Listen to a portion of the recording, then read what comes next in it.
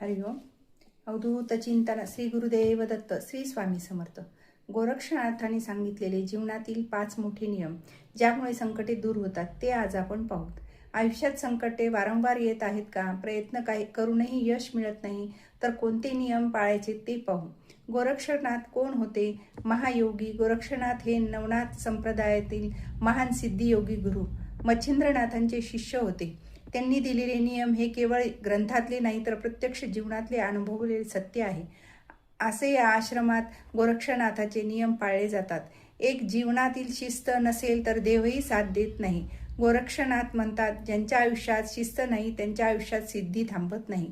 शब्द, विचार आणि कृती यामध्ये सुसंगती. गोरक्षनाथाचा एकच उपाय, सूर्योदयापूर्वी उठा, दररोज नामस्मरण करा, 10 मिनिट मौन ठेवा.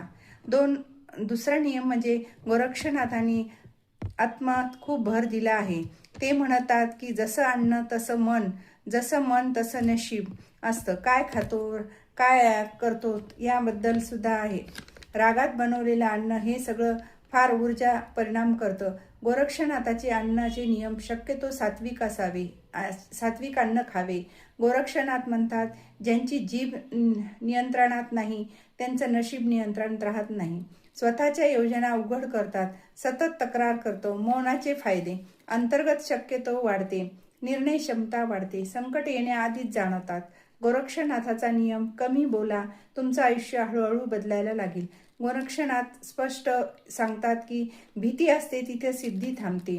भीती कमी करण्यासाठी उपाय दररोज म्हणा, माझे गुरु माझे सगळं चांगलं करणार आहेत.